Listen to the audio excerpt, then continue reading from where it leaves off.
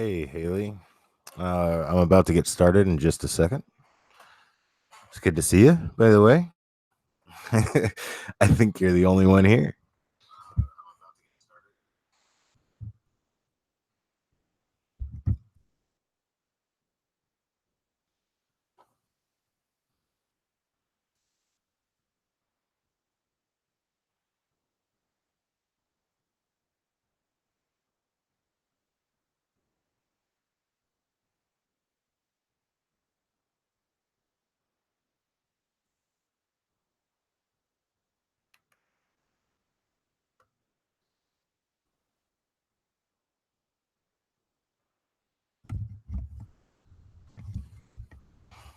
Okay.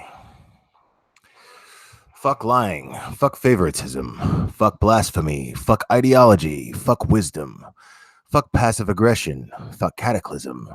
Fuck the radio. Fuck TV. Fuck the greatest show on earth. Fuck astrology. Fuck politics. Fuck dating. But more importantly, fuck online dating. Fuck marriage. Fuck divorce. But more importantly, fuck divorce attorneys.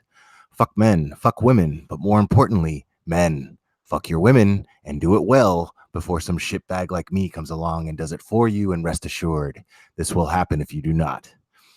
Fuck NASCAR. Fuck apartment leases. Fuck late night cheese cravings. Fuck shoes that look good but hurt your feet. Fuck guns. Fuck gun manufacturers. But more importantly, fuck gun laws. Fuck Bible Belt alcohol sales restrictions. Fuck holding grudges. Fuck hurt feelings. Fuck people who get paid to play golf. Fuck bestiality. Did you see what I did there? Fuck genocide. Fuck homicide. Fuck mummified homicide. Fuck containment. Fuck derangement. Fuck delusion. Fuck confusion. Fuck a porn star if you're ever in a position to get lucky enough to do so. Fuck plane, train, and automobile wrecks. Fuck the tender touching moment at the end of every John Hughes film. Fuck being last in line. Fuck your last known address. It's meant to be forgotten anyways. Fuck human trafficking. Fuck the way your boss looks at you. Fuck scraping together change to buy something you probably don't even need it that bad. Fuck wine tasting. Just fucking drink it. Everybody but you knows you're a lush. Fuck the Pledge of Allegiance. You had no idea what indivisible even meant during the 3rd, 4th, 5th, 6th, or even the 7th grade, so quit bitching about it. Fuck germs. But more importantly, fuck hand sanitizer. Fuck axe murderers. They don't really exist outside of the old horror movie films anyways. But more importantly, fuck axe body spray, because unfortunately that shit really does exist. Fuck rapey Republicans and dummy Democrats. Fuck capitalism. Fuck socialism. Fuck wine coolers. Fuck CBD oil. Smoke pot and let the world know that you do, you fucking pussy. Fuck public and domestic violence. Fuck the underestimation of the power of the word fuck. And fuck censorship. Welcome to The Glare, friends. I hope you're all having a fantastic Saturday evening. I don't know if I'll touch on any real issues tonight, but I've got a wild hair up my ass, and I figured I'd go live and see if things may get popping. Anyway, how's everybody doing? I was looking at the chat, and a couple of people are in here, but I honestly did not expect too many people to get in here. So, okay, let's say hi to a couple of people. I've got somebody's name here who I can't pronounce. Please forgive me for that. But thank you, Michelle. Wow. No, you can't compare me to Bukowski. First of all, I've never actually read Bukowski, but I know who he is. Yeah.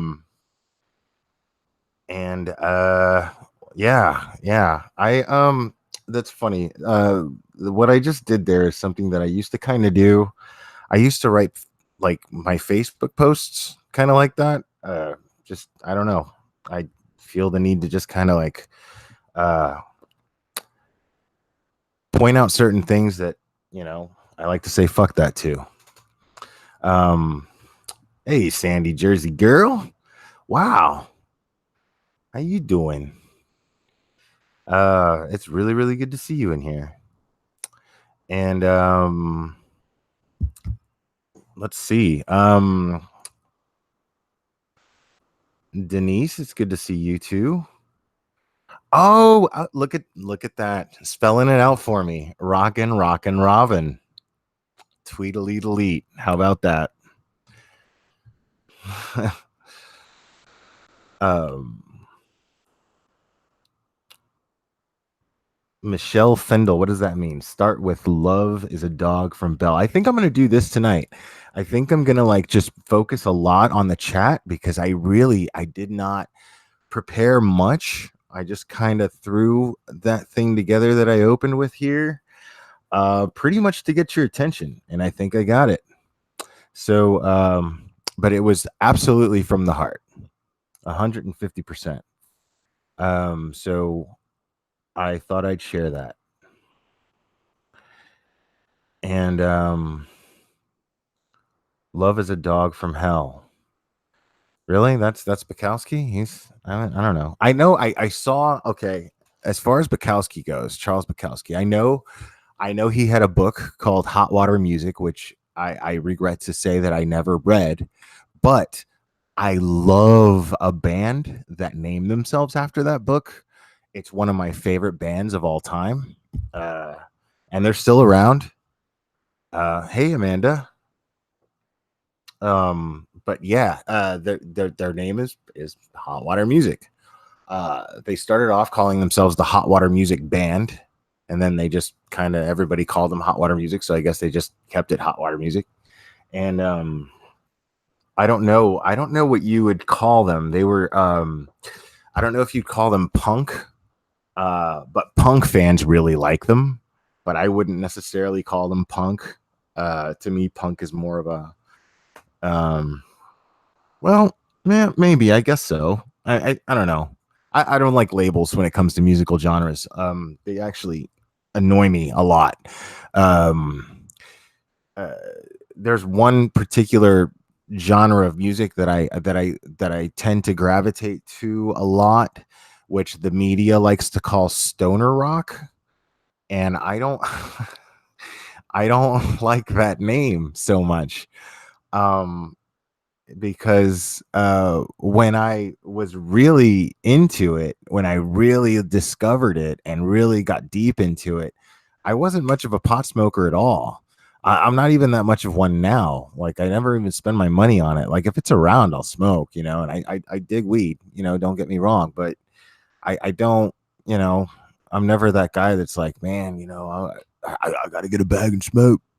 I'm never ever that guy. I haven't been for a very very long time, actually. But I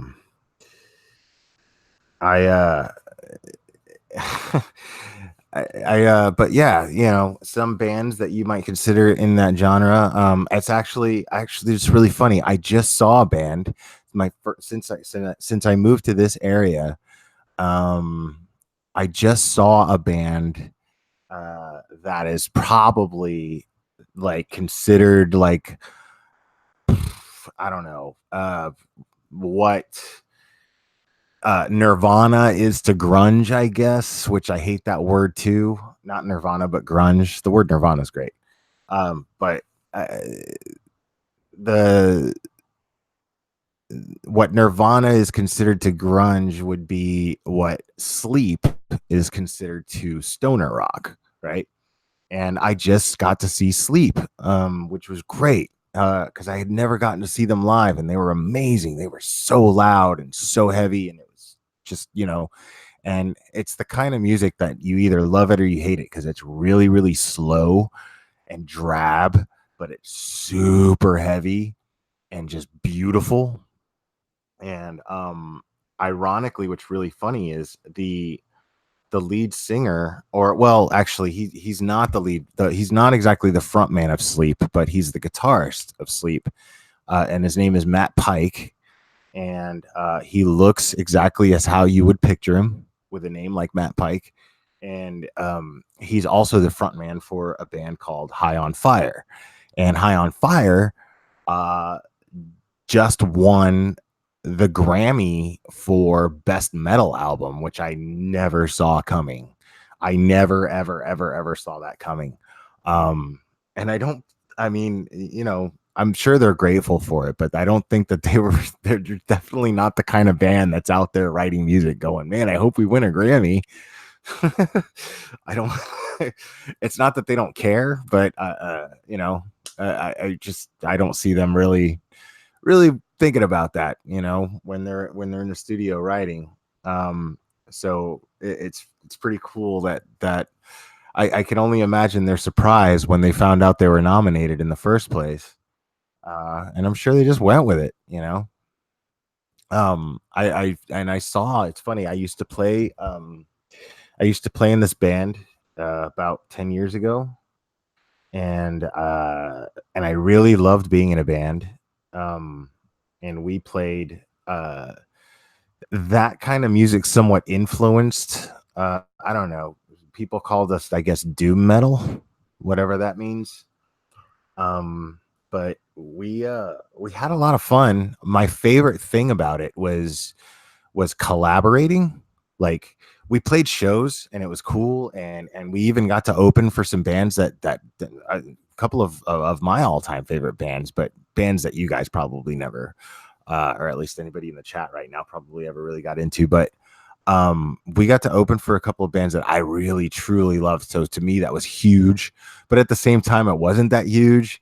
At the same time, it was kind of like, okay, well, we get to see them for free, and we get so what do we got to do? We got to play, so that was cool. But we it was funny, we uh the same venue that my band played at a lot, which is kind of it's a place called Churchill's in Miami. Actually, technically it's in Little Haiti. So it's in a really, really rough area in South Florida. And but it's like the equivalent. It's really weird because it's like the equivalent of like uh well, I wouldn't say the equivalent. That's the wrong word to use. But as far as Miami rock venues go, it's like what CBGB's was back in the day to New York, way back in the day. But Churchill's will never like get that big, because there would have to be a music scene that blows out of Miami like huge. So that would have to be uh, that would have to happen. And but it was a great time. I had a lot of fun. And one time, High on Fire was playing there, and to me at the time, because High on Fire was amazing to me, I love them. They were just the greatest metal band. So um I'm not surprised that they got nominated and won the Grammy for Best Metal Album this past time, but at the same time, I am surprised because they played Churchill's, if that makes any sense. So it was just like, wow. And so I walk in, and Churchill's is this kind of place where it's just, it's a stage and a bar. And it holds maybe 500 people tops, and uh I walk in, and right away I see Matt Pike sitting at the bar, drinking a Budweiser.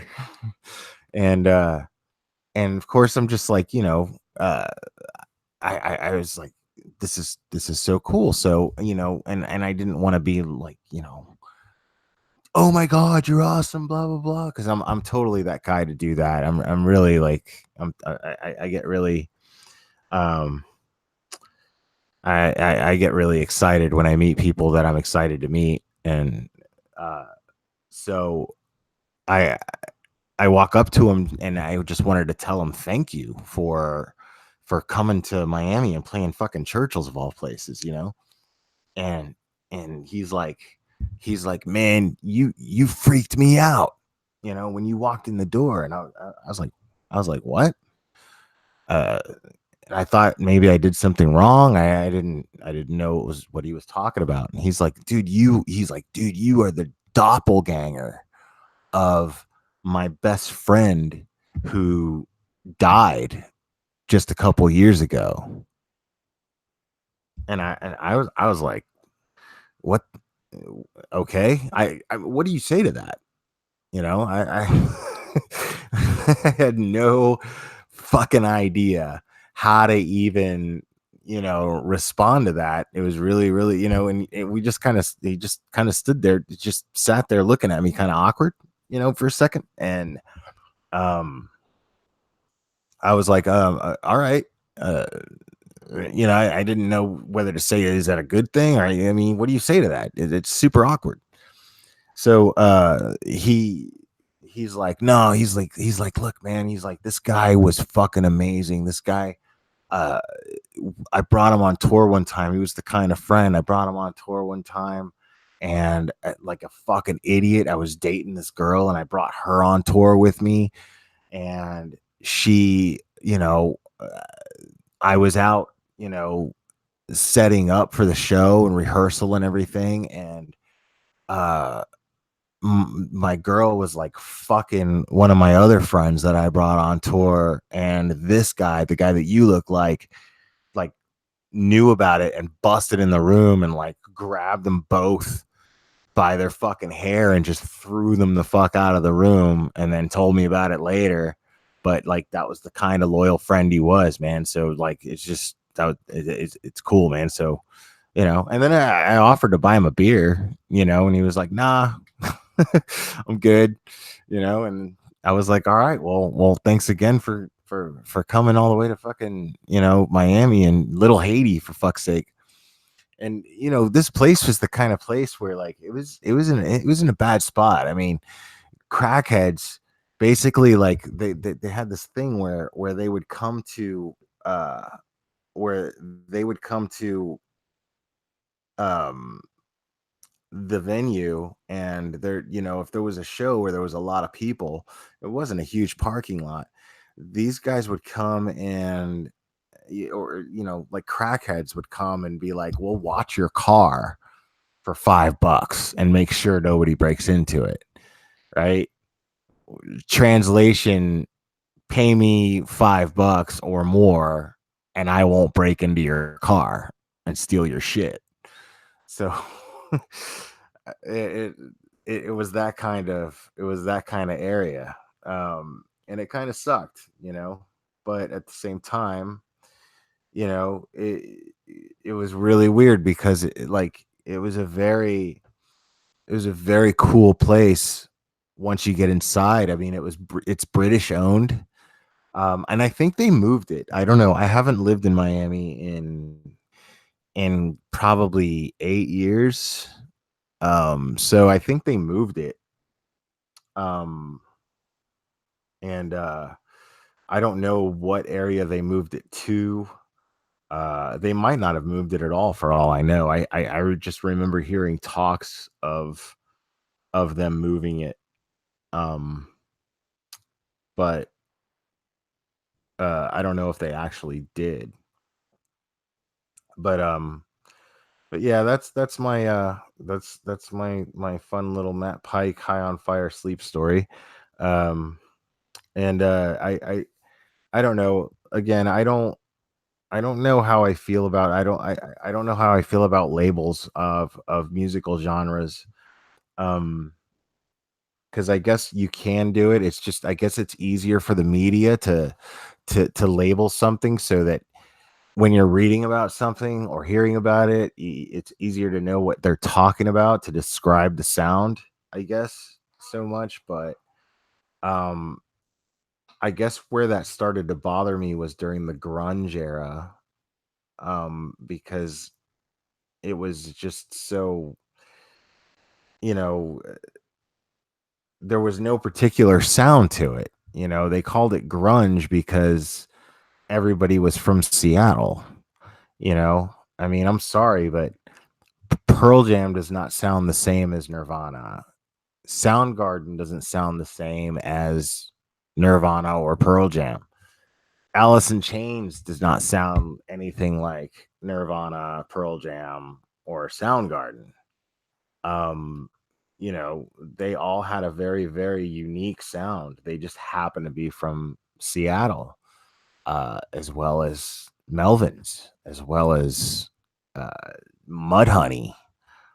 And these were all guys who just knew each other. And the only reason that was such a great genre of music was was simply because um it was cold and rainy all the time, and people were broke, and the only thing to do was to, get together in somebody's basement and learn how to play instruments and make noise. And some were really good at playing their instruments, and others really weren't that good at it, but they managed to create a sound where it sounded good, and that's what I loved about it the most, honestly. That's what I was attracted to the most about it. So to me, that was a big deal. That's what attracted me in the '90s about that. And some of those like Melvins are very much considered that stoner rock, you know, uh, genre, which is really funny to me. Um, but I don't know. Yeah, that's. Hold on, I'm sorry. I'm trying to do something here so that because my phone keeps going out. Okay. All right. So now I'm able to look at the chat again. Okay, like I'm going into this without any particular subject. So I'm here to interact with you guys. So I'm going to be looking at the chat a lot.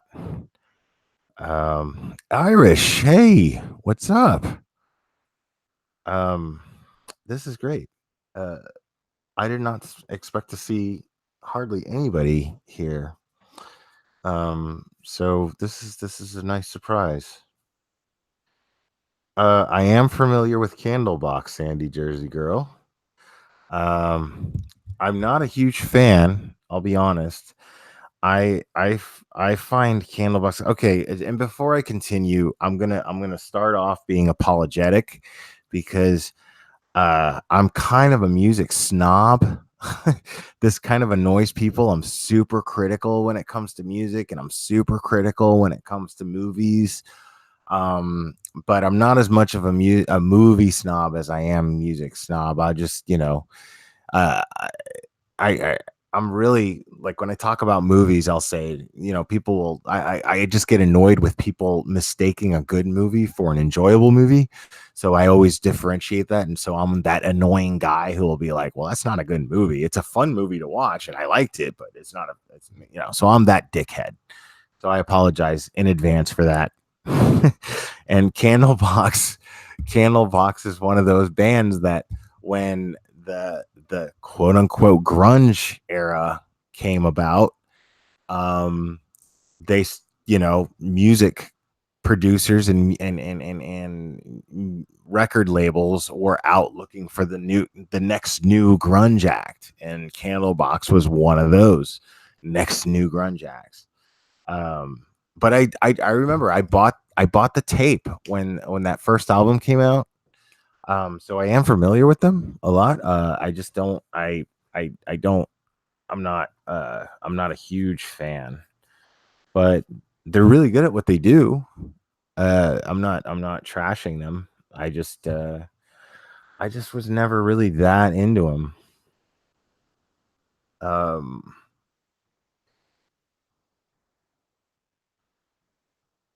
oh, Bee Stinger. Okay. Recommend some good movies. What's the irony is I probably couldn't recommend any real good ones as of late because I've been so into this lately. Uh, this has been taken. I mean, normally, what I do is if I'm not working or working out, because I'm really big into exercise. So if I'm not working out and I'm not at work, uh, I've been I've been doing this or in the groups or whatever. But so I haven't really watched any real great movies lately. I'm a big Batman geek, right? I love Batman a lot. I'm a huge Batman fan. Um, So I did rent from Redbox about a week ago. I rented the what was it? Batman versus the Teenage Mutant Ninja Turtles. And that was actually really fun to watch. I expected it to be really shitty, and it was actually pretty fun to watch.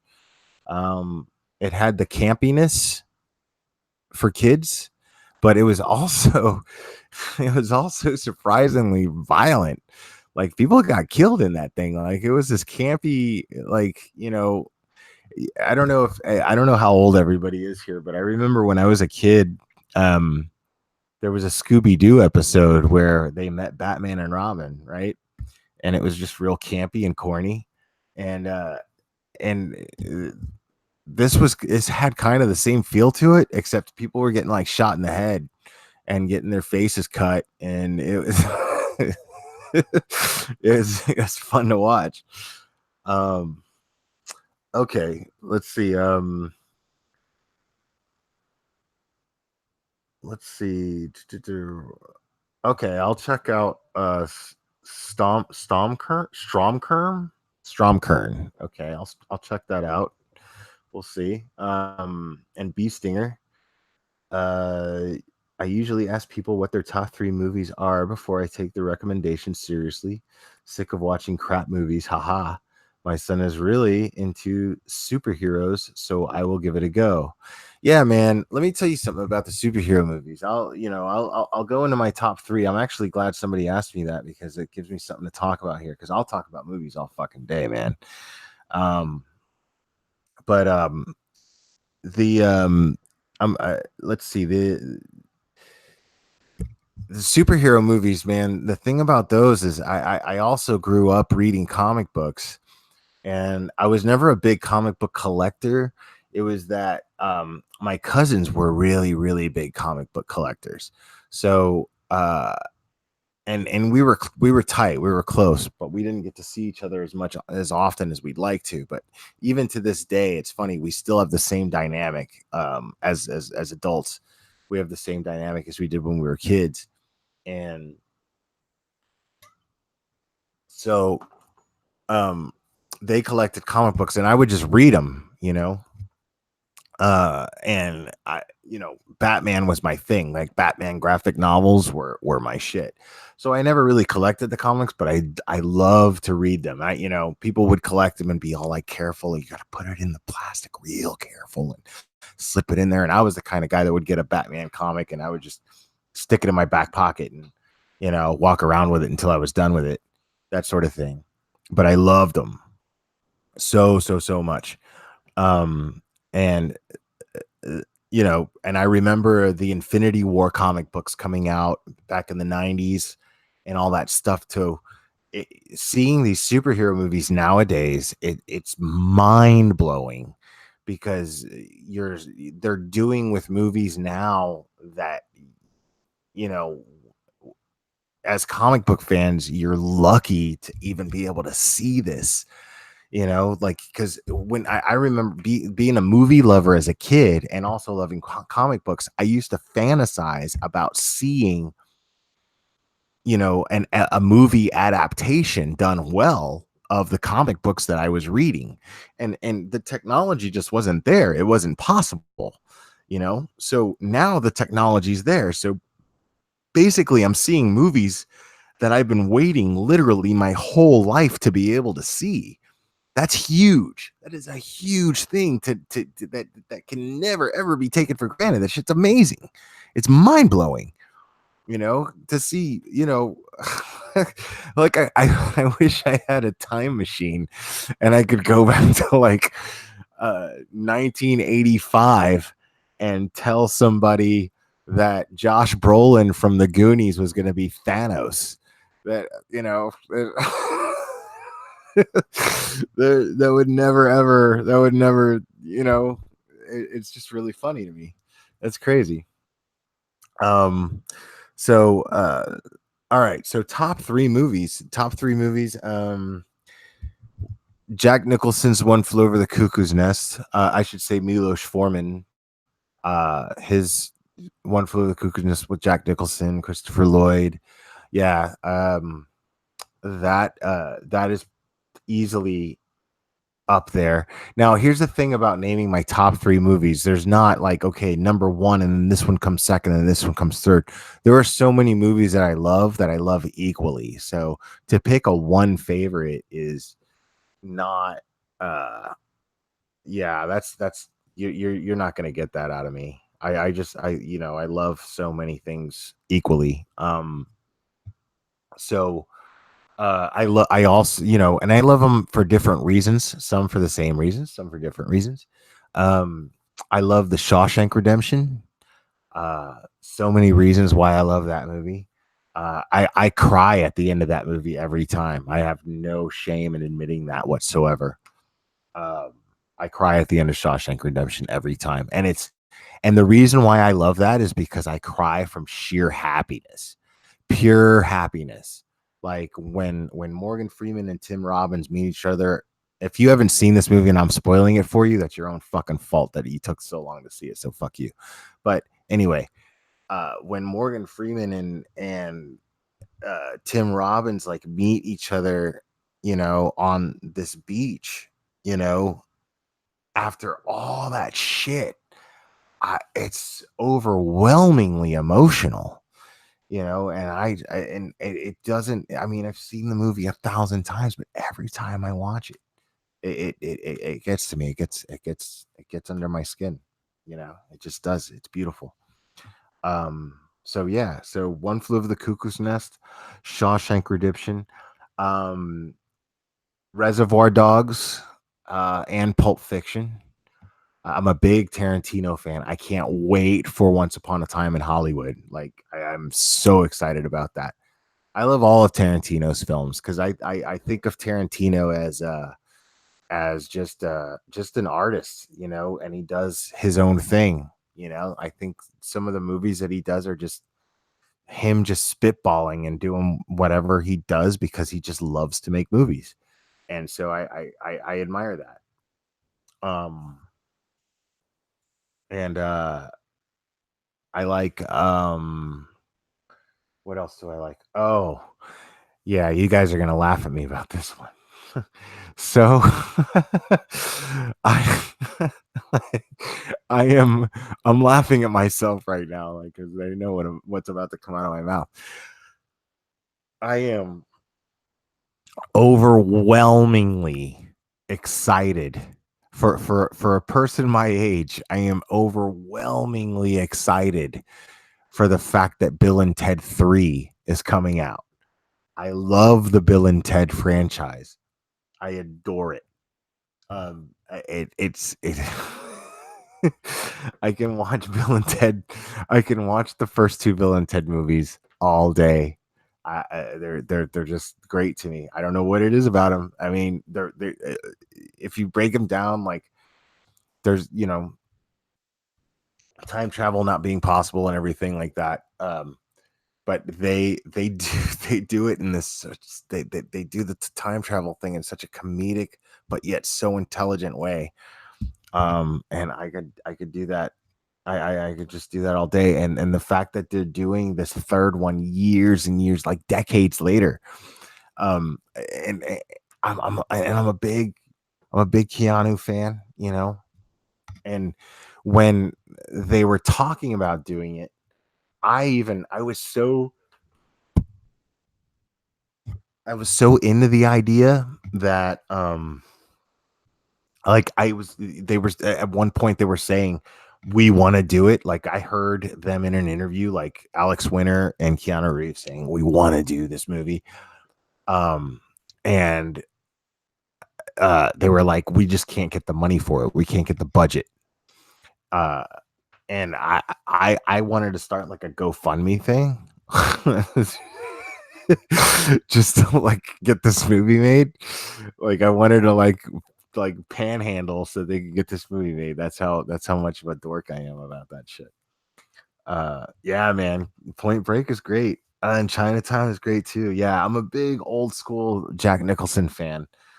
Kathleen. I love Five Easy Pieces. That's a great movie.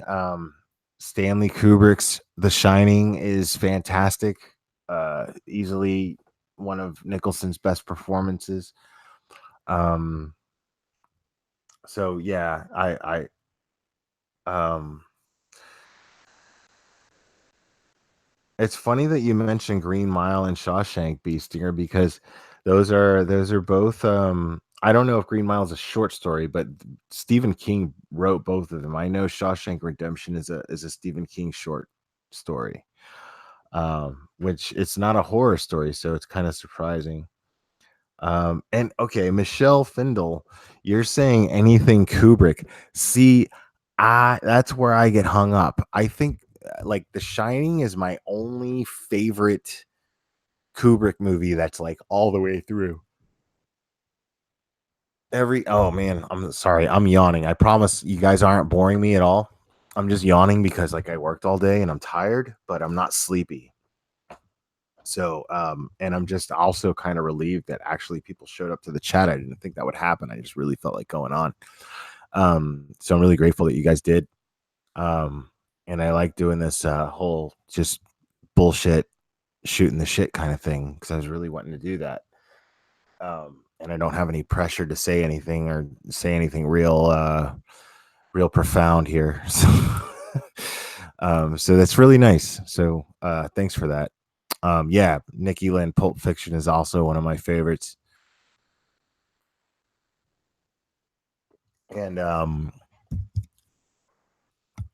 what was I saying? I totally yeah, I'm getting lost in all you guys naming these movies.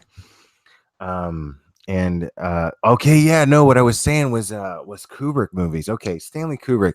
Here's the thing about Stanley Kubrick movies that they start off totally interesting. Like they suck me in at the beginning so hard, and then somewhere in the middle just end up boring the shit out of me, man. Like, which is kind of what I just did with this whole broadcast, ironically. Now that I realize it.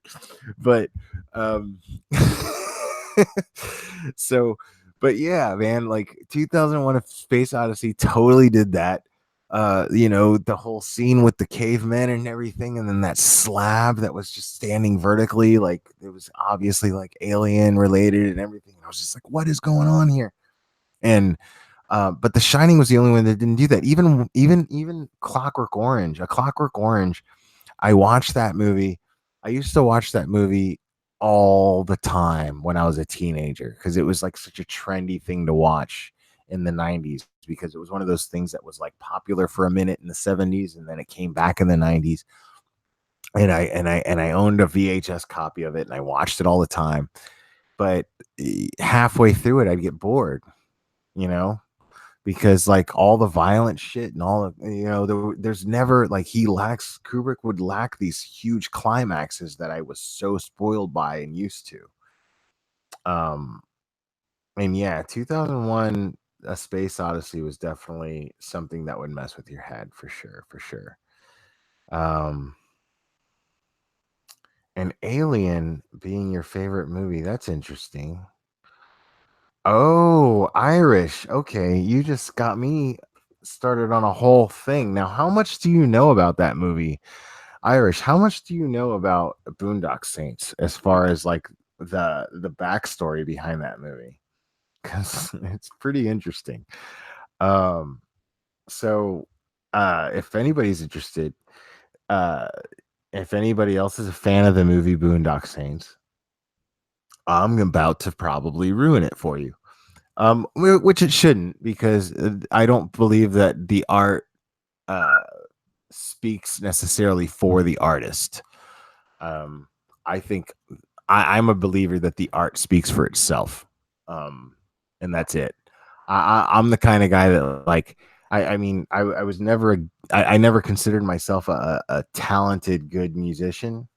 I consider myself gifted in the sense that um I would come up with riffs, but I don't know where they came from. I never like thought them through. I can't read music. I can't do any of that. But I would come up with a riff and I'd just be playing my guitar or my bass and I would just, come up with something. It would just happen. And I'd be like, ooh.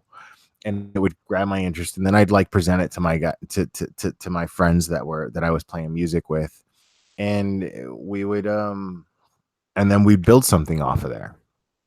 So I never, you know, I never felt like I was some sort of, mastermind behind anything that I did. I kind of felt like the music kind of chose me to just kind of like put it out there, if that makes any sense. It sounds kind of corny and cosmic bullshit or whatever. I don't even know what it is, but I honestly just never felt like I thought of the stuff that I did. I just did it, you know.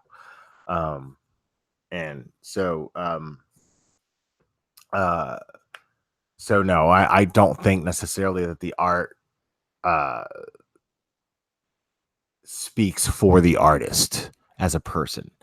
Um, but Boondock Saints is written and directed by a guy named Troy Duffy. And this guy, I saw a documentary once called Overnight. That's something, if you can find it, if you can look it up and find it, good luck. It's not, I mean, it was on Netflix for a little while, like 10 years ago. But I've never been able to find it since. So if you can find that, it's great.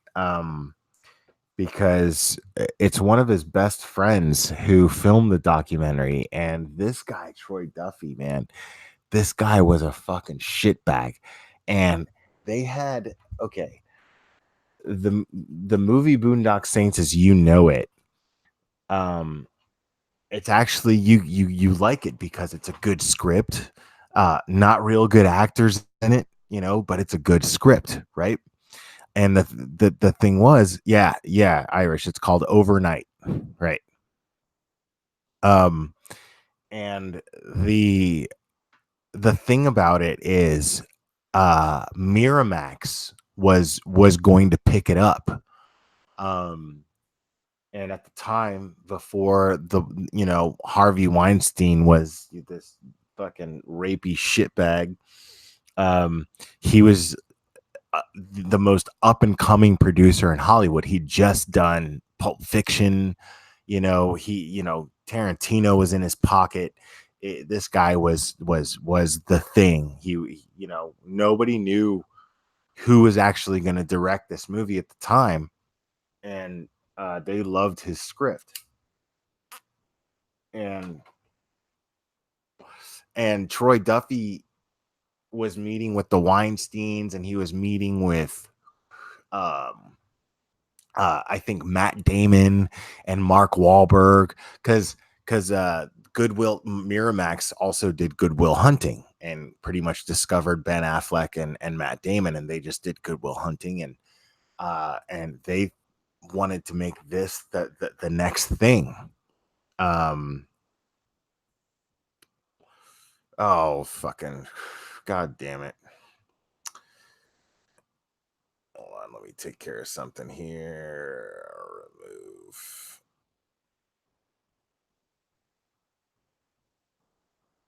And I'm also going to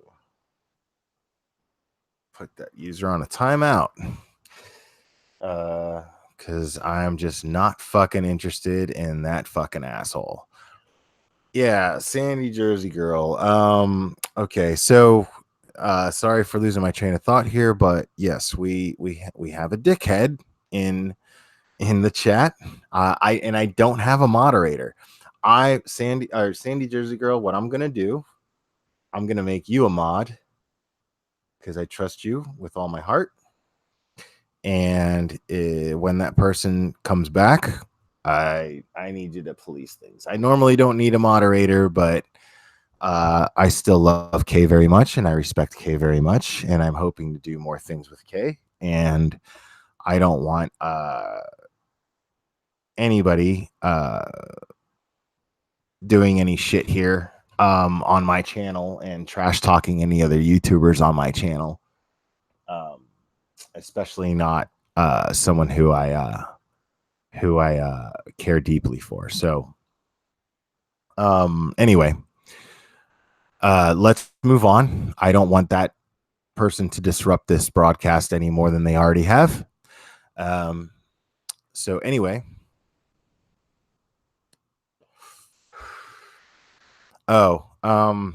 Basically, okay. Sandy Jersey Girl. Basically, all you got to do is, I realize I just put a big responsibility on you here. So basically, when that person Karma Train comes back on and they say something, you just kind of click on the little 3 dots on the right. And when they say something shitty or stupid, you silence them. And it'll give you a choice of report or put user on timeout. Just put them on a timeout. That's all you got to do. Just in case I miss it. If I catch it, I'll do it. Okay. I'm sorry to put that kind of pressure on you. I'll take that pressure off you if you like, but I kind of trust you more than I trust anybody right now. So anyway, yeah, Troy Duffy, Boondock Saints. This guy basically had the world in his hands, like Miramax Pictures, which was the biggest up and coming production studio at the time. And they handed this guy the world. Like they were going to throw millions of dollars in the budget for the making of this movie. And this guy's ego fucking blew it, man. Fucking totally blew it. And in all fairness, this guy was a really talented guy. I mean, this guy was the American dream in the sense that, like, he was a bartender, and on his free time, when it was slow at the bar, he was writing the script for Boondock Saints. You know, this is the kind of thing that we all sit around and fantasize about doing, but this guy actually fucking did it, you know? But the problem was he was a dick, and he treated everybody around him like shit. And as soon as people started to, like, acknowledge him, and as soon as people started to as soon as people started to give him some sort of notoriety, it went right to his head, and he treated everyone around him like shit. And that was it, you know. And it all went downhill, but then somehow or another, you know, this, like I said, this movie Irish, I'm talking to you. So this documentary, which was actually made by one of his friends who he was treating like shit at the time. This is how clueless this guy was. And, you know, in my other lives, I talk about self-awareness a lot. This guy didn't have a lot of self-awareness at all. This guy was only focused on the attention he was getting, and he treated everybody around him like shit. And this person was documenting all of this, but the way he saw it was the person was documenting how great he was, not how shitty he was being to everybody else, because he was completely and totally fucking oblivious to how he was treating people. And it's pretty mind-blowing when you watch it, because, like, he had to have agreed for its release, or maybe he sued later, and that's why it's difficult to come by now. And maybe it's difficult to come by now because it just didn't sell very well, and nobody cared that much about it. But yes, if you're a big fan of the Boondock Saints, Irish, you're gonna love it. It might ruin the movie for you, because I remember when Boondock Saints 2 came out, I was like, I'm not giving this guy a fucking penny of my money. Fuck that guy. This guy fucking sucks. He's a prick, you know, just because of the way he treated everybody. Hey, Boston hippie, what's up? Yeah, so this guy treated everybody like shit, and you know, fuck that guy. But I will give him credit where credit is due. You know, he wrote and directed Boondock Saints. Like, somehow or another, somebody greenlit this movie and independently financed it for him, and it it became a cult classic. Um, and the DVD sales like made fucking millions, because it went straight to DVD. One of those greatest movies you never saw type of things at the time, but now so many people have seen it. It got huge. But it you know when you watch that documentary, you kind of get why, because it's funny. You kind of watch it and you wonder, like, what a great script. If you really break down movies like the way I do, you think, man, what a great script. It's written so well. Why was it so low budget? You know, but that's why. And even the music in the movie, it's original, like, because the guy's also a musician and he was the leader of this band, but he's also what us other musicians like to refer to as a band Nazi. So he's that guy in the band who's a dick and treats everybody else in the band like shit, and you're not going to get to do anything without me, and blah blah blah blah blah blah blah blah blah. He was that guy, and it's awful. But yeah, it's interesting. Yeah, it's definitely interesting and worth looking into, Irish. I think you'll. Yes, it is a documentary, Kathleen. Um.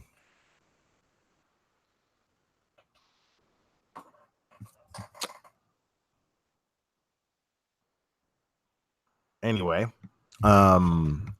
so what other movies were you guys talking about here? Because I could talk about movies all day, man. If you guys want to change the subject, we can do that too. Um.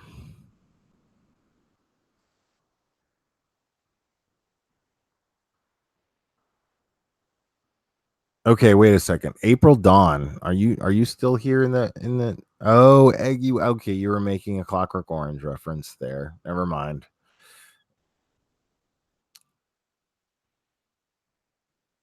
Yes, Irish. It's definitely an interesting peek into the human psyche. Yes, most definitely. Oh, Bee Stinger. I have seen Chopper with Russell Crowe. Yeah, where he plays what is it is he a skinhead? Yeah. I saw that a long time ago. I like that. I liked Chopper. I thought it was a pretty cool movie. And I liked I remember I watched what was it?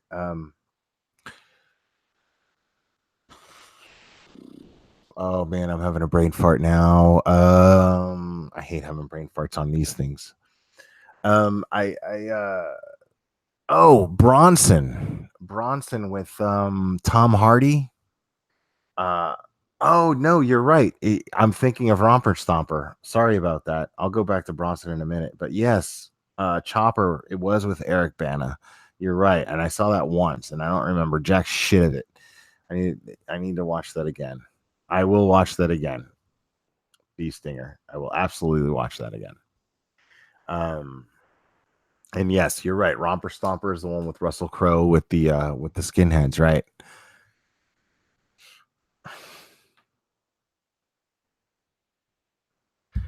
Oh shit. Okay. It's one of the good things about doing this, and only having so many fans, is being able to moderate this myself. And I'm finding some dickheads here in the chat, and they're on timeout too. So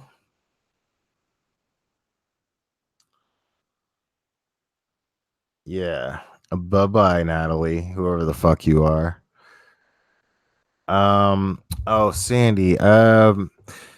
When are me and Kay doing Missy Beavers? Okay. I don't know. Right now, as far as I know, Kay is on she's on a hiatus, and she's spending time and focusing on her family just for a little bit. And she's probably working on, she's doing whatever she has to do in her groups too. And I We have not made any solid plans as far as moving forward with that just yet. I truly want to. I'm sure she does too. Uh, Kay and I don't have any creative differences at the moment, so it's nothing like that. We just don't know where we're going yet, you know. Um, as far as that goes, as soon as anything is made clear, um, I'll be sure to be as candid about that as possible. But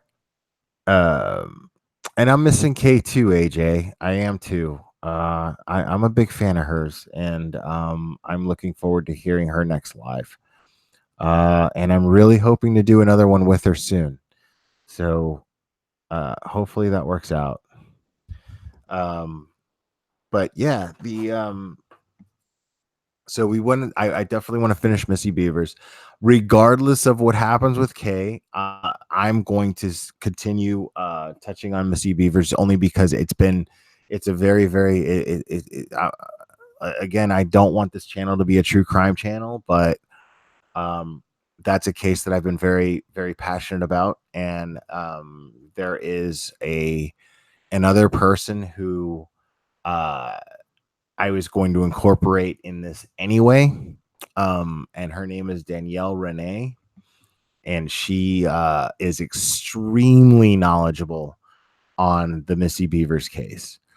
And we were actually chatting, her and I, 2 days ago, or yesterday. I can't even remember if it was 2 days ago or yesterday, but she has some crazy information on that case. So I'm definitely going to uh, uh,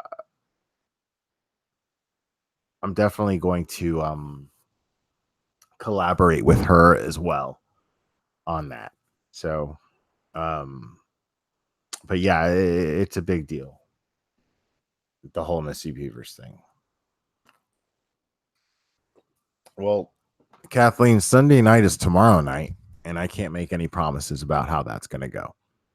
Um, I was probably going to do something Sunday night, and then I got a wild hair up my ass, and I decided to do something tonight.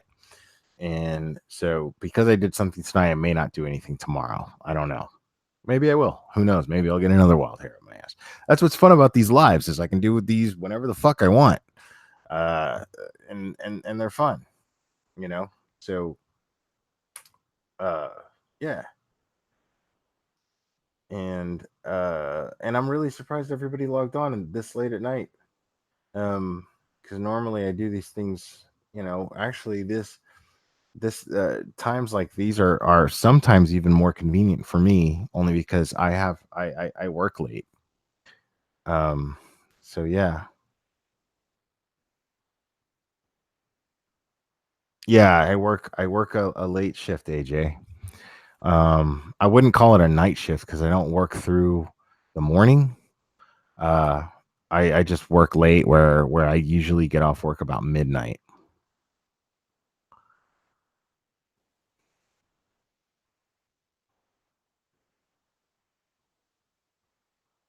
So Unicorn, where are you? Where okay, let me ask this. I can't believe I've never done this. So everybody type in like what part of the world you're in so I can get a better idea where you're at.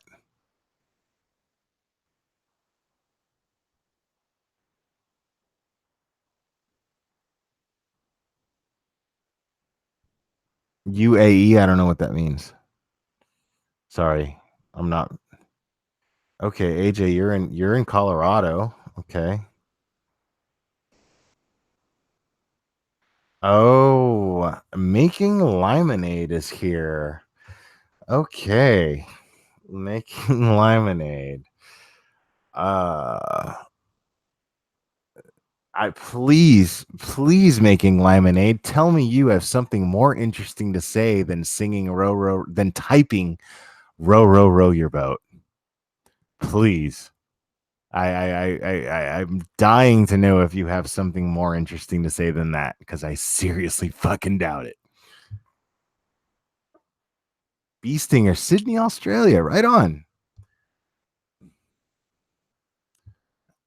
United Air. Wow, Dubai. Okay. Okay, you're in, okay, that's why I didn't know. That's yeah, I'm a little dumb when it comes to geography, but when you spell it out like that, I get it. Wow. Man, that's a big deal. Kentucky, Florida. What part of Florida, Irish? And yeah, I got that, Sandy. But well, it could have meant that you were just from Jersey and somewhere else. So, but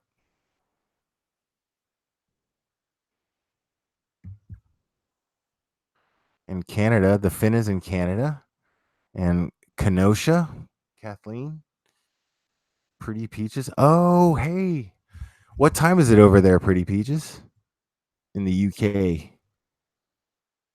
Oh, before I forget, so I gotta give a shout out.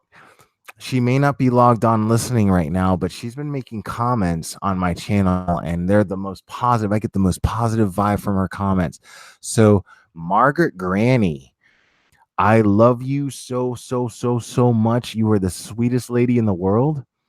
And I totally, I had to give you a shout out because I've been telling you that I'm going to do it, and I always forget, and I always feel so shitty about it because you are so fucking cool, and you're such a sweet lady, and I almost feel bad, like you're like the only person and I almost feel bad cussing, but I think that you kind of like the fact that I cuss and I don't give a shit about it. So anyway, um, but at the same time, I feel like this, you're my elder and I want to respect you and everything like that.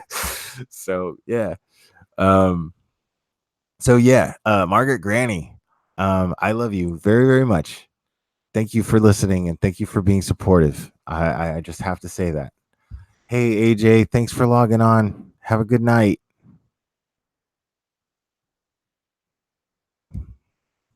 All right. So Irish East Central.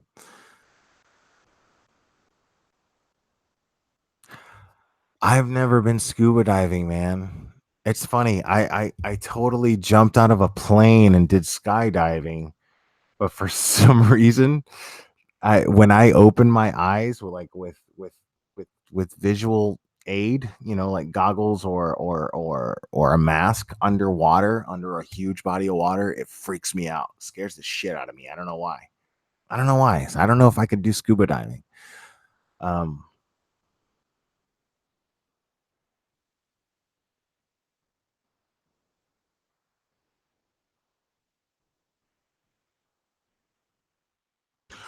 Oh, bee stinger. I don't think she's pretending to be my grandmother. It's just that she called herself Margaret Granny. I think she's just a sweet lady. Um, and yeah, she's I you know I've through my support for Kay, I've obtained Kay haters. I've kind of inherited some of her haters. And in all fairness, it's because some of her haters have done some things that are crossing the line. I'm gonna be I'll be abundantly clear here about that stuff. Um, I'll be very candid. I don't care for YouTube drama very much. I don't, and when I say I don't care for it, means I don't give a shit about it. For the most part. But the thing is when I see somebody who is simply speaking their mind, and even if they're just being creative, even if they're just making something up, you know, whatever, who gives a shit? I don't fucking care if they're lying. I don't care if they're I don't care, you know. And then because someone doesn't like it, they decide to, and I'm not saying that Kay ever lied or anything like that. I'm not even implying that. I'm saying who gives a shit is my point. So my point is anybody can say whatever the fuck they want on here, you know. Hence, part of my opening rant. You can say whatever the fuck you want on here, and you should be able to do it without any scrutiny. And so Kay she has said things that are going to bring people with some shitty opinions, and they're gonna express their hate towards her. And man, the things that they say to her are really, really bad. Like, nobody should have to endure that kind of verbal abuse, to be honest. But it does happen. It does happen. And that's the kind of thing that she has prepared herself to have to deal with, rightfully so. She's not an idiot. She realizes that those sort of things are going to happen from time to time. But when it gets to a point where people start exposing your personal information, which could only be for the purpose of putting your physical safety at risk, then there's a serious fucking problem. And I can't help but step in and be protective of someone who's going through that. Especially when it's just because they're just saying something that shouldn't even affect anyone. So that makes me mad. And that's why I said some of the things that I said, and unapologetically so. I don't take back what I said to Mary Marlowe. I don't take back what I said to, I already forgot her fucking name. The lady in Australia, whatever the fuck her name is. I don't take back any of the things I said to her. And I think those are the only two I actually really addressed. I left comments on the what's her name, but she kept quiet all of a sudden. She sang row row row your boat, whatever the fuck her name was, and I haven't seen her say anything since. But she's just another idiot who's not a threat. She's just a lady who puts earbuds on and gets in front of her phone and just talks into her phone, and she doesn't have anything fucking valuable to say. And I don't find these people threatening at all whatsoever. So I tell them what I think of them, because they have no creative way of countering the things that Kay does that they don't like. So and then they get angry, and then they get shitty, and then what their answer is, and I go through this and I get pissed because I have to fucking explain this every time. They get pissed because they're only getting pissed at themselves because they don't have anything creative to counter with. So what they do is they put out her personal information, and then that puts people that she cares about or herself at risk of getting hurt. And that's not okay. That's not all right. And that needs to stop. And I stand by everything I've ever said about it. Yeah, making fucking lemonade, fucking idiot. Yeah, like, come on, I never mind. I was gonna say something really mean. I'm not going to. I'm not even gonna do it. Anyway, so just instead of focusing on and it's pure envy is what it is. It's just pure envy. You have no content. You have nothing worthwhile to say to people, and so you're only angry at yourself when you do this shit, and it shows. Because if you had any self-confidence, if you had any confidence in what you're doing, if you had any sand to hold down your substance, then you wouldn't stoop so low as to try to expose somebody's personal information like that. That's just a low blow. We all have that right to anonymity too. Like, We all have that. You know, this I come on here. I don't know any of you personally. I'm not asking for any of your personal information. You know, hold on, this Troy fucking Kell motherfucker again. So why can Kay spew her verbal bullshit and you say you're all about free speech? We went over this the last time I went live with Kay, man. Did you not fucking? And I'm not even gonna. Yeah, man.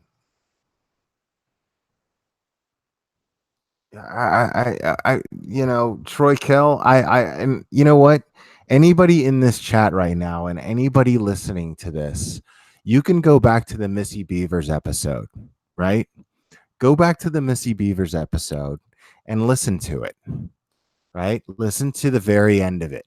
The very end of it, I heard this guy out. I remember you, you fuck. I remember you. And I was nice to you. I was fucking nice to you. Even though Kay was seeing you for what you clearly are now, but I gave you the benefit of the doubt. Being naive and being new to this whole YouTube thing, I gave you the benefit of the doubt. And I heard you out and I answered your questions and I did it respectfully. And I did it respectfully. No.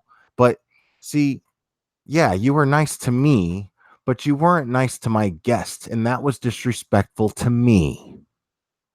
And I don't give a shit if Kay knows you in real life. Who the fuck are you? I don't give a shit who you are. Don't even tell me who you are. I don't give a fuck who you are, dude. You're sitting here trying to act like some sort of fucking hero on fucking YouTube, and you're not doing jack shit but trash talking somebody behind a fucking profile with no picture, with no fucking information, and you're trying to make her out to be, and you're trying to give these little hints as to who she is in real life. And you're doing the same shit that I just fucking went off about 5 minutes ago. And you know, you're in prison in Utah. And she wrote you for years. Whatever, dude. I don't fucking know. And I don't fucking care, dude. I don't give a fuck if you're in prison or if you're in, if you're in fucking heaven. I don't care. I don't give a shit about your fucking dynamic with Kay. It means dick to me. What I'm telling you is I don't give a shit about your drama with her, A, and B, you're not going to disrespect her on my channel when she has done nothing but show me respect so far. And when I ask you to respect that, you choose not to and use my channel to trash her anyway. And I'm not going to fucking have it. You get it?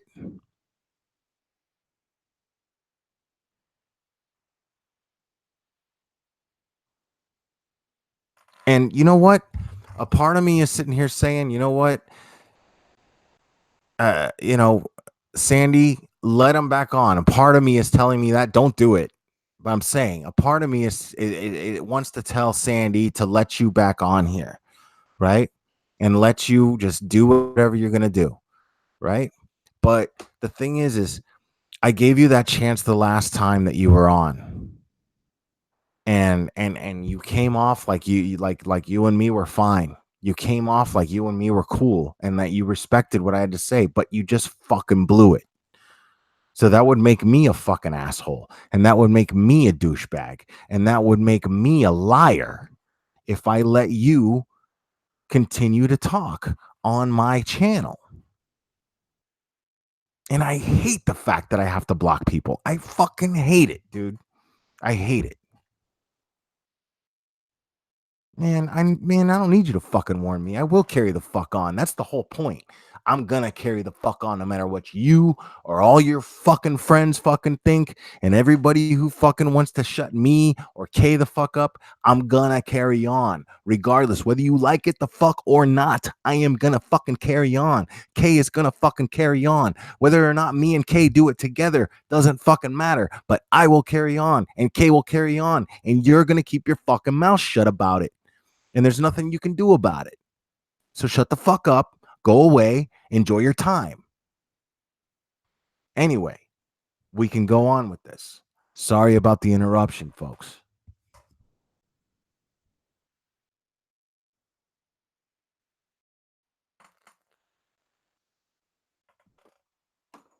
Anybody wants to talk shit, man. I don't enjoy it, but I promise I'm fucking better at it than you are. So anybody who wants to fucking step up to the plate and take me on verbally, I fucking challenge you. I fucking dare you. Anybody.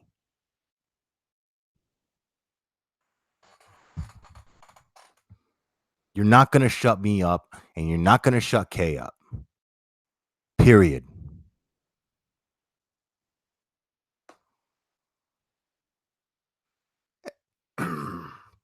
Hey, Margaret. I can never pronounce your name. Margatalika? Margatalika. I did it. Margatalika Hinkle. All right. Hey, thanks. Yeah. Yeah, all good, my man. Yeah, go fuck yourself. Fucking pussy. Fucking keyboard warrior piece of shit.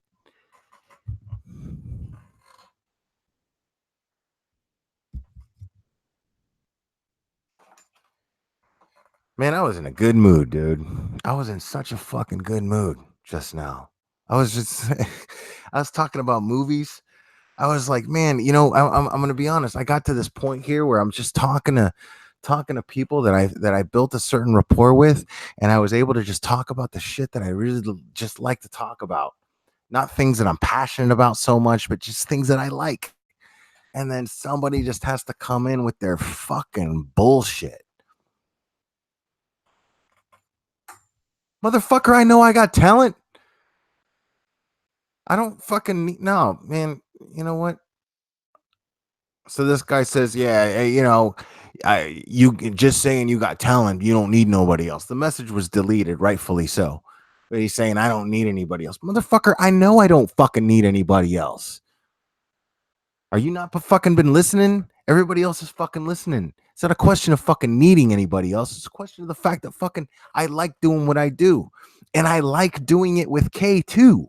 I like doing it by myself. If I needed fucking K, I wouldn't be sitting up here fucking doing this right now.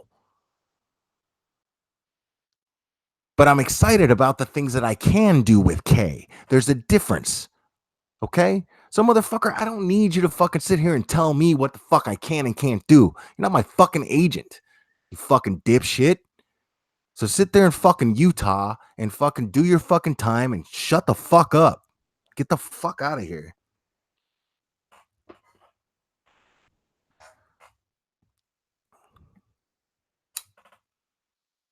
So anyway,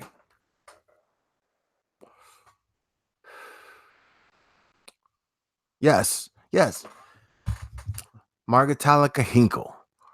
I do, I do love collaborating with Kay, and I can't speak for Kay necessarily. I cannot, but the things that Kay has said to me is that she likes what I do on my own as well. Now, granted, I will say this: I am perfectly comfortable giving Kay all the credit in the world. The mic that I'm using right now, she literally Venmoed me the money so I could buy this mic.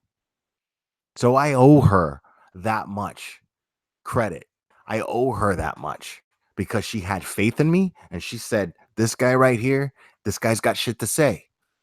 And I want to fucking talk with him. I want people to fucking hear us talk. So that's why she bought me this mic, right? Which also helped me get the confidence to be where I'm at right now. So I okay a lot, you know, but that doesn't mean that I need her to do what I'm doing. I'm grateful to her. I'm more than grateful to her. But I don't need anybody to do what I'm doing. The whole point of the things that I say to people is you don't fucking need anybody. You can do whatever the fuck you want. Nobody has limits. I don't have limits. You don't have limits. Nobody that anybody has ever fucking respected has limits. That's the whole point. They realize there are no limits, and you can just do whatever the fuck you want. You can say whatever you want. You can go nuts. You can go crazy. You know, it's fun. It's fucking fun. It's fun to sit up here right now and do what I'm doing right now, and I'm having a blast doing it.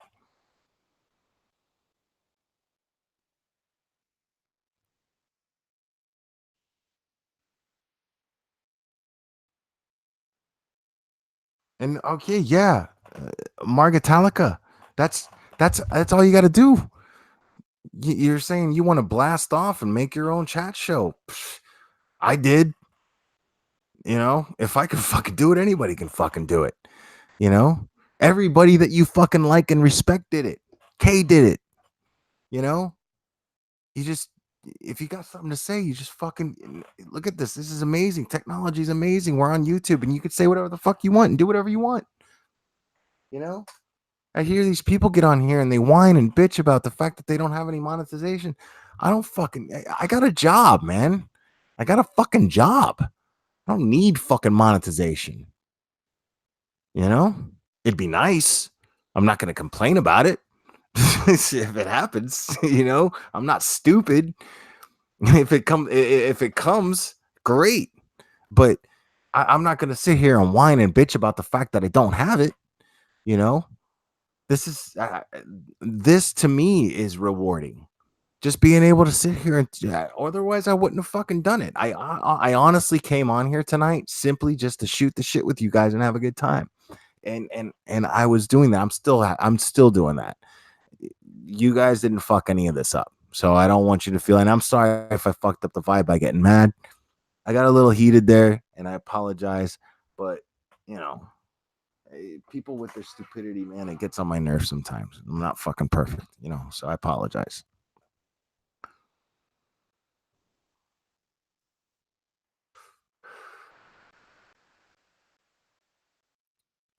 Sorry, I'm looking over the chat here still, so give me a second here.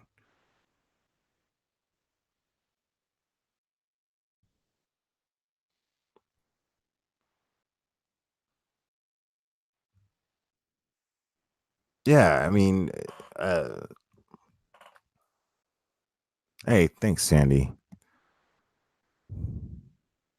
And I appreciate you taking on the responsibility of wrench. You did, man. You did an amazing job there.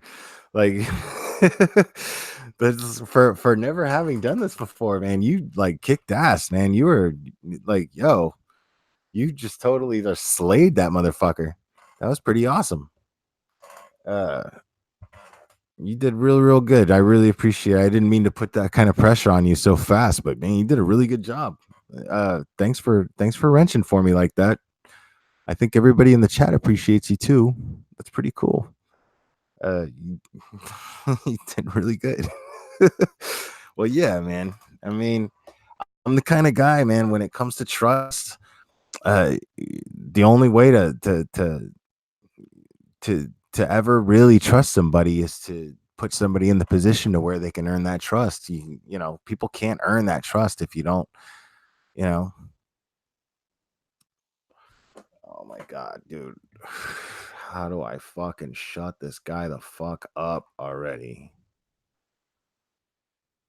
Oh, Jesus Christ, man. Go fuck your mother. Get out of my fucking face. There we go. I user on this. There we go. You're gone, buddy. You are fucking gone. Goodbye. Congratulations on being the first motherfucker that I ever deleted, that I ever hid their chat. Congratulations on being the first one, you douchebag. And the funny thing about this is, if any of you go back, because I remember this guy vividly, and I was fucking pissed drunk too. And I remember this guy vividly. Like, I was so nice to this guy. I was so nice to this guy. And Kay was even like, fuck this guy. I don't even want to talk to him, and she did her best to be respectful to this guy because it was my channel and I had my rules on my channel, and Kay was showing me just as much respect on my channel as I was showing her respect for being on it. And this guy totally he came off like he was really receptive of that. If you go back and listen to that Missy Beavers episode at the end, it was a long episode because me and Kay, when we get to talking, man, we go for hours and hours. And he, he comes up and Kay just couldn't ignore it, and he just kept talking and talking and typing dumb shit. And then, she she really, she was really patient with this guy for my sake. She did it as a favor to me, you know? And this is the kind of fucking gratitude she gets. This is the kind of gratitude I get for wanting people to be able to say whatever they want on here. I don't like to silence people. I don't like to shut people up. And I just fucking totally went back on my own rules because I had to. And I understand why, because I'm new to this YouTube thing. And sure enough, Kay is like, you don't know, dude. You don't know how it's gonna be, man. These motherfuckers are gonna, they're gonna come out. And and what's really funny is, if Kay wasn't involved in that, if he was just ragging on me the whole time, me and him would have just went at it. But out of respect for Kay, I had to silence this motherfucker. I had to shut him the fuck up, because if it was just me, me and him could have just went at it. Me and him could have just went at it. But at the same time, it's yeah, maybe it wouldn't have been that simple, because she also made the point that, when somebody's disrupting the chat like that, it disrupts the live, and which is, he absolutely did. He succeeded, and he got the best of me, and he disrupted the live, and I let him do it, and that makes me the sucker. So congratulations, Troy, whatever the fuck your name is. You disrupted my chat, you disrupted my live, and good for you. So here's to you, Kay, for for warning me, and and now I got it. I understand now. So I appreciate that. Thank you. Anyway, so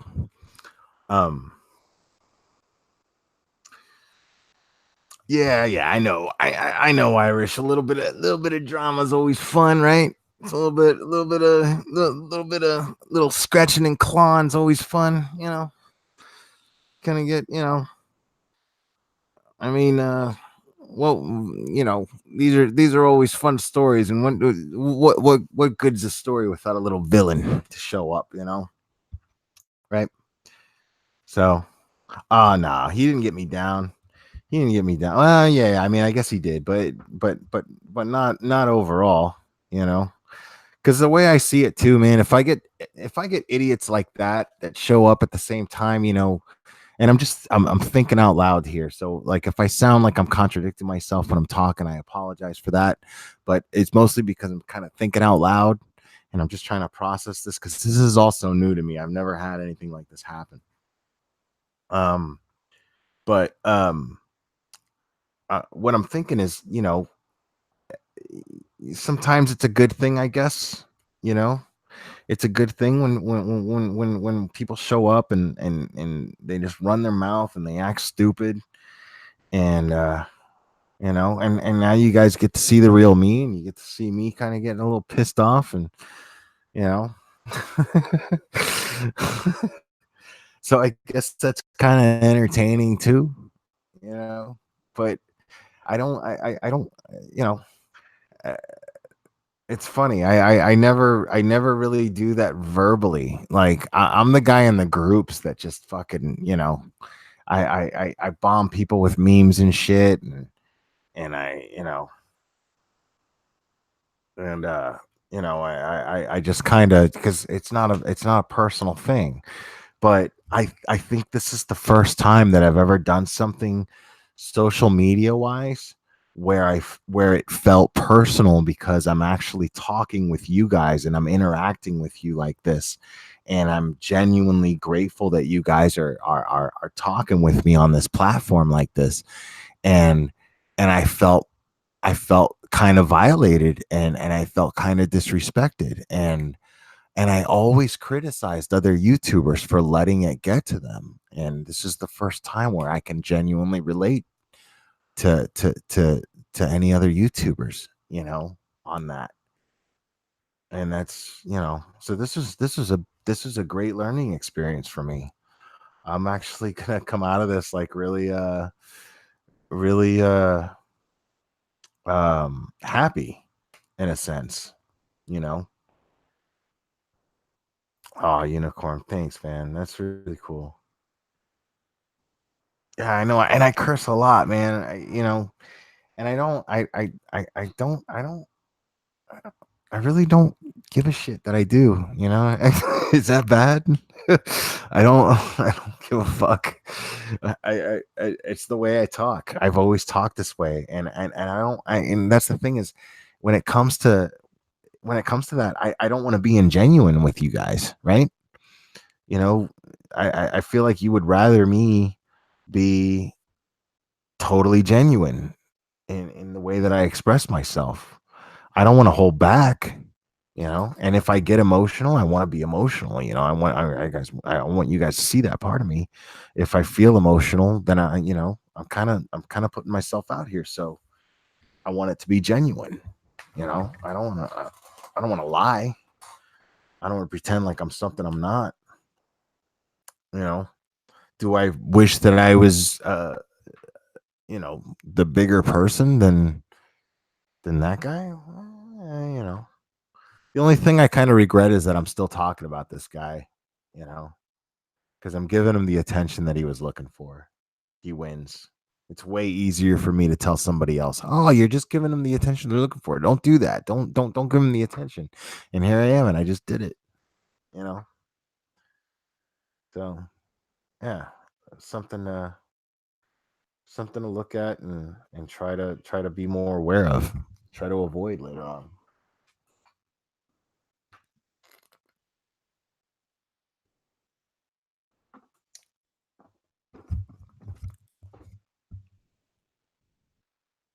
I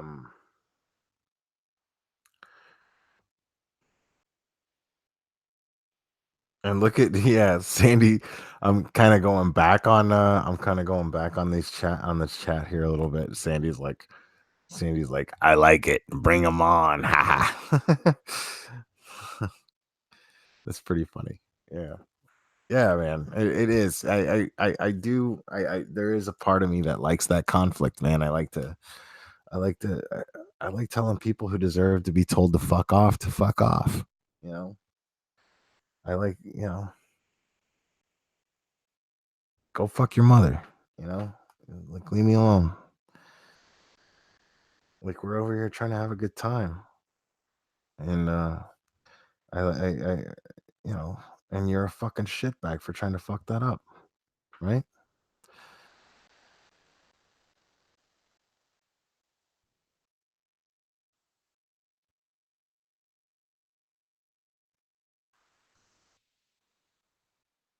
Yeah, so Boston hippie, where are you from? That was a joke.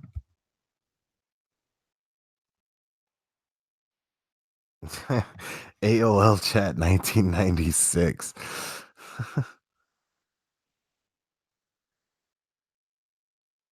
Oh yeah. Yeah, but Kathleen Gulf, yeah, yeah, it's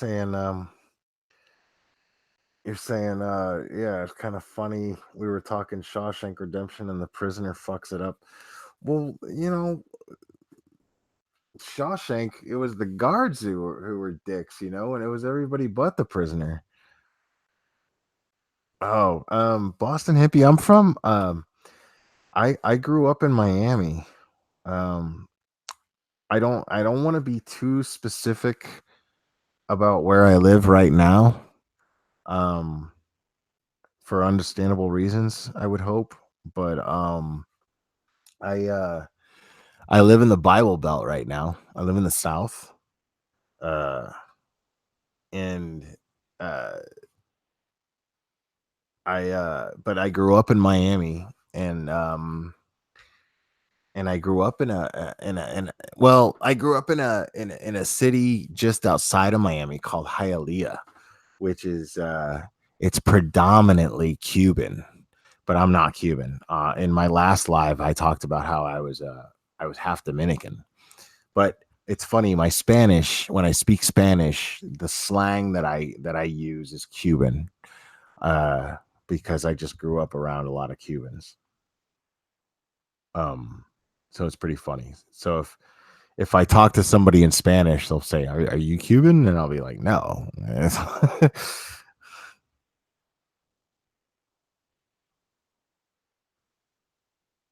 Oh, no. What's funny, Sandy, yeah, the prayer channel was not far from me. That was like, I think, near Broward.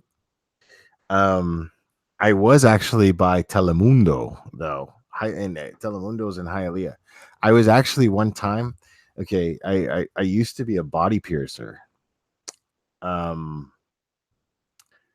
and I was a body piercer for a tattoo shop there in Miami, and it's probably the first tattoo company in Miami. They've been around a long time, and they had five shops, four by the same name, but another one by the same owners, but of a different name. Uh, and so I worked in one of the shops that was in Hialeah, and I I remember I was at work one day, and then I got a phone call because when you're the body piercer of the tattoo shop, then you're the shop bitch, right? You got to answer the phone. You got to keep the phone on you. You're making appointments for the artist. You're doing everything, and because all you do is like you just stick holes in people. Like it's a quick process. Um, there's no real artistic. There's nothing artistic really about it. I paid my bills off belly buttons and tongues all day. It was funny when Kay was talking about Jodi Arias' pussy. She was like, "Have you seen anything that fucking ugly in your life?" I was like, "Yeah." Like, how many fucking rank pussies I've looked at? I've had to stick holes in them. You know. So, um, but yeah, the so one day I get a call, and it's this producer from some TV show on Telemundo, right? And she's like, yeah, I produced this show, and it's called Caso Cerrado, right? Anybody Spanish speaking knows of this show, I'm sure. And I they asked me to pierce somebody on that show. So I was on that show and I pierced somebody, and it was weird, man. It was weird. I don't want to get too deep into it. I don't know if I'll get in trouble if I explain like the process of that show, but it was, yeah, it was basically I didn't have to be there for the whole day, and for some reason it took all fucking day, and I had to like, you know, I just couldn't wait to get to the bar and drink with my friends when it was all over. Um, but they paid me $100 plus the jewelry and the piercing job itself. Um, uh, you know, but I thought it was going to be good, good publicity for the shop, you know, so that's why I agreed to do it. Um, but it really didn't bring much business. They ended up selling that particular shop. The company is still going strong, but they ended up selling that particular location, actually to a friend of mine. Um, he's not a real good friend of mine, but he's more of an acquaintance. But they sold it to him, and he did okay with it. But then he ended up selling it.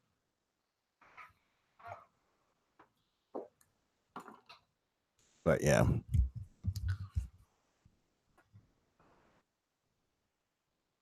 and so okay, so the Finn, you went to the Dominican Republic twice. It's a beautiful country. It is. There's very, yeah. It's gross in a lot of ways, but it's also very, very beautiful. Um, the resorts are very beautiful. The beaches are very beautiful.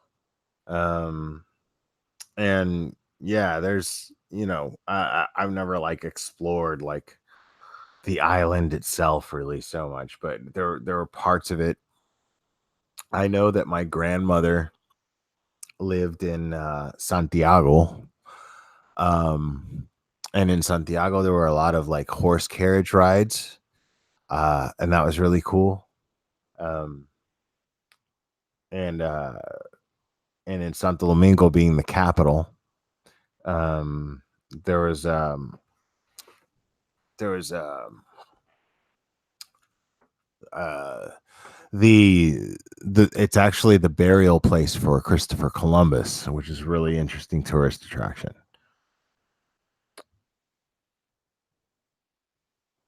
Boston hippie, you said your son is going for the third time. Oh, he likes it over there, huh? Unless he goes there for work. But see, man, Sandy, I said yesterday in my live, or not yesterday, but the last time I did the live, I don't know what the fuck is going on with the deaths over there. I don't have any fucking idea. I have no clue whatsoever. Zero clue. Um, it's to me, it's just insane. Um, I haven't even read up on them, to be honest. I just I keep seeing the headlines like another tourist dead or whatever. But from what I'm gathering, from the headlines, I'm just kind of spitballing and guessing that it's like people are just dropping dead for whatever reason. But I mean, I don't even know. I mean, I don't know. I don't. Is the I had a really loose theory. So hopefully, maybe somebody can shoot it down in the chat. Like, is the Bermuda Triangle somewhere around there? Uh, is that gonna have something to do with it? What's up, Simple Interest? How you doing? Thanks for coming.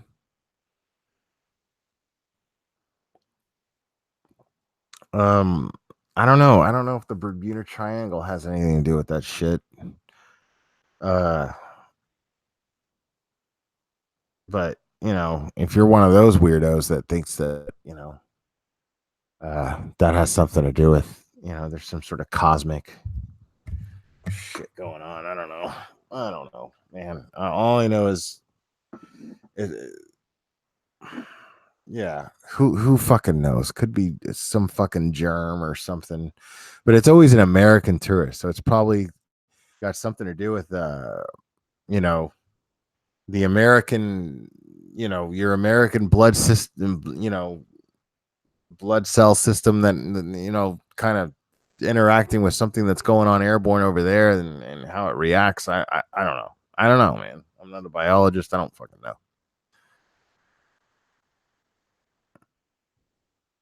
Question to you guys as Americans: how the hell do you deal with gun laws there? Well, unlike anything else, man, they're the laws are the laws. What are you gonna do, man? It's the law. You just deal with it. I don't really understand the question, like as far as how in depth you want me to go. But yeah, if you're asking for my opinion, Bee Stinger, I like I said in my opening, fuck gun laws. I mean, I don't like guns. I'm not a big fan of them. I went shooting one time in my life. I remember my brother.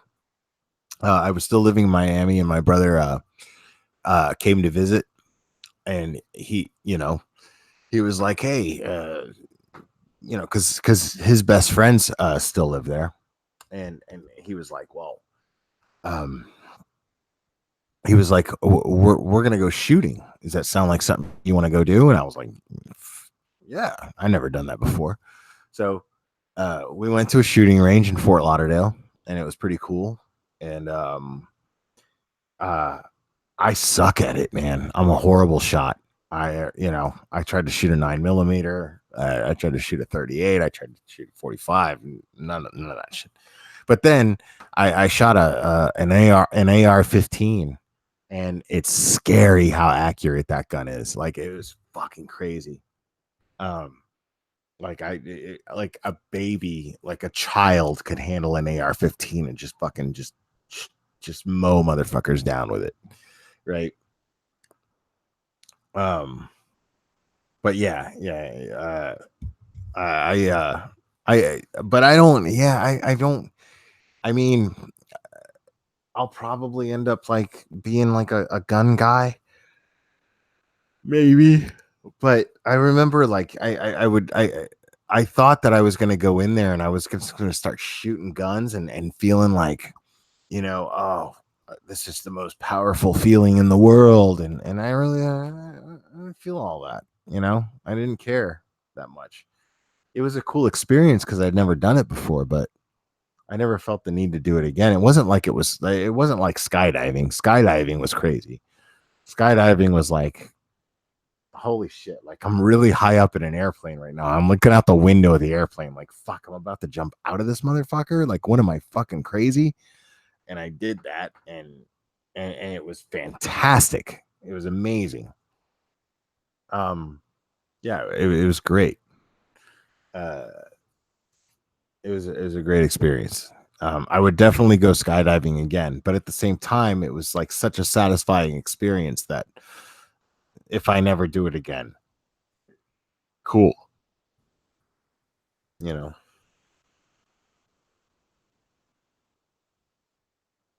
yeah, bee stinger. Okay, your friend said, yeah. I mean, I can imagine that people were, I can imagine that people were carrying guns everywhere in LA. Um, I mean, I don't know. I've never lived in LA. I spent a little time in San Diego here and there, but not really. I've never actually like lived anywhere in Southern California. Um, and I don't know. Uh, I hear there's a lot of gun violence, so it makes sense to me that people would just. I mean, that right there goes to show if that's true. If everybody's quote unquote packing as you just typed, then then that would make sense to me that people would, the answer to gun violence is fucking carry a fucking gun, because how else are you going to protect yourself? If there's gun violence everywhere, then I'm going to fucking carry a gun, because somebody fucking pulls a gun on me, what am I'm just going to stand there and die? No. Fuck you. I'm shooting you. Fuck you. But I got to learn how to shoot first. I don't know how to shoot. I suck.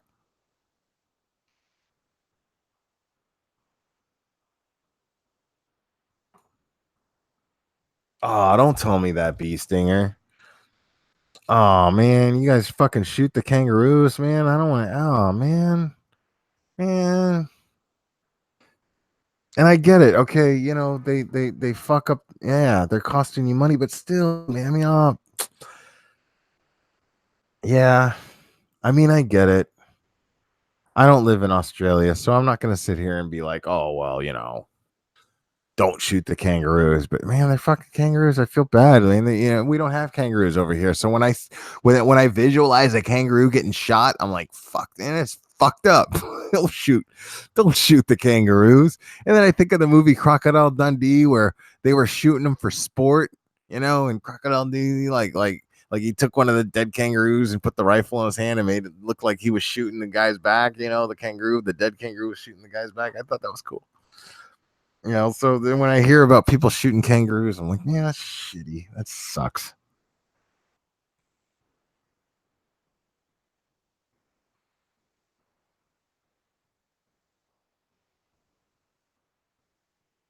Um,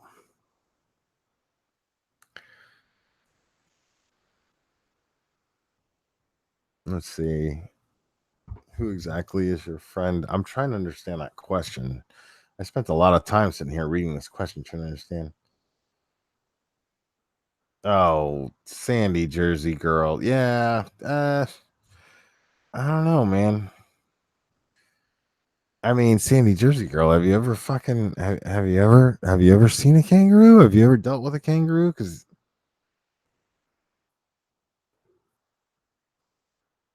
well, I guess a deer's not gonna box you and punch you in the face. From what I hear about I don't know much about kangaroos, but I assume that I mean they beat the shit out of people, right? Isn't that what they do? They fuck people up and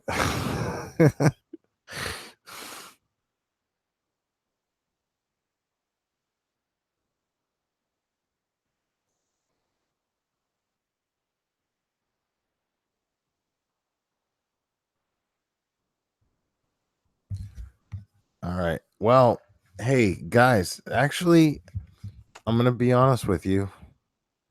Oh, did you just make a fucking Evil Dead reference, Irish? Boomstick. Yeah, I love Bruce Campbell.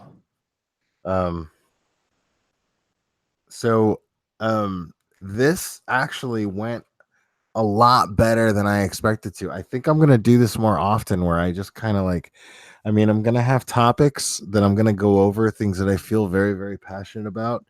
But I swear to God, I swear that I seriously like I just missed just shooting the shit with you guys, and that's why I got on tonight. And I figured I would just kind of like uh throw a little rant at the beginning to like get your attention and you know, thanks for being so receptive and everything. So I really even though, you know, one or two people got on and they acted stupid, you know, and and not having any mods on that was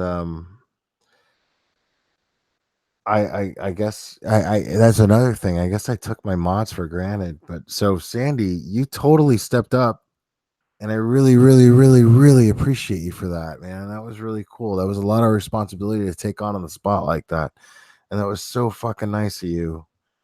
And I don't take things like that for granted. I really don't. So thank you so much for that. And and uh and it defeated the purpose because I really kind of went off and I let my emotions get the best of me as far as addressing that person, but I kind of felt it was necessary because that person was a real shithead. Especially after the Missy Beavers episode at the end there, and how much of a courtesy that I extended them, because like I felt like I was risking my my thing with Kay there too, because you know, because I was like, you know, okay, this is my channel and blah blah blah, and this is how I want to do things, and she was respectful of that, even though she knew how things go. She was really respectful, and then this fucking asshole has to show up and then prove me wrong, and that made me really upset. Um, so thanks, Sandy, for stepping up and helping out with that. And I really see why a mod is very, very necessary in these things. So thanks a lot for that. And thanks everybody for logging on, man. I had a really good time, man. This is the best. I can't think of a better way, as pathetic as that is, to spend my Saturday night. But honestly, yeah, I had a really fun night. I don't know who's in my group, but I had a I had a really challenging day. Uh, where is yeah. I had, I had younger guys that I work with, and they're not even that much younger, and they were talking about tattooing their scrotum, and there were, you know, this this this old lady, tried to flirt with me by asking me to fucking to redo her top, uh, you know, her like, and then I was like, and sometimes it's flirtatious, sometimes it's not, but it was one of those things, and I was just like, man, fuck. And I was already having a hard day, and then I felt like even shittier because if it had been a hot woman, I wouldn't have cared. And then I was just like, man, you're such a shitbag, Will. Like, why'd you, well, so, you know, so I had to like face myself and be like, man, you're a dick, like, and I don't know. It was just a rough day. It was, it was a rough day at work, man. And then I don't know. I, and then I worked out a lot. I worked out before my shift, and then I worked out on my break. And then I was like, I got in this better kind of cycle of good, you know, of good things, in my head. And then I wanted to do this. And then, you know, and then you guys turned out to be like the icing on the cake of actually, what was a challenging day that turned out to be good. And then great. So, thanks a lot. Thanks for listening. And thanks for talking with me and telling me about you, because I really wanted something like this where I get to just kind of get to know you guys a little bit. So thanks a lot for that, man. So we'll do this again soon. Um Maybe if I get, I don't know, maybe I'll go on again tomorrow night. I don't know. Because there was some subject matter that I kind of wanted to go over, but I'm not really ready for that yet. Oh, and before I go real quick, um, there is something that is going to be up and coming. Something that the whole reason that I really wanted to do this in the first place, that's actually about to be in the works. Um, I have a really good friend. His name is Sean Michael McGavick, and he is a child of adoption, and he is an advocate for kids who are wanting to find their past, and who want the rights of being able to find their past. Now, it's a whole sensitive issue because the parents have the right to their anonymity and blah blah blah, but that's not what this is about. This is about him knowing where he comes from, and he's an adult, and he doesn't want anything to do with any, he doesn't want any money from anybody. He doesn't want any of that shit. That's not what he's looking for. He's looking for his right to know who he is. We all have the right to know our history and who we are, and he's looking for that. And I want to help him do that. I want to use this platform to help him do that. And here's the thing about that, though. You guys, anybody here who's true crime followers, uh there's a Dateline episode that was done. This is how this I'm gonna get into all that. I'm gonna cover that Dateline. Hopefully, I want to do that with Kay. Hopefully, we don't know where we're at right now just yet, but I'm really hoping to do this with Kay. But there's a case involving him, and it's fucking crazy. And they did a Dateline episode on it, and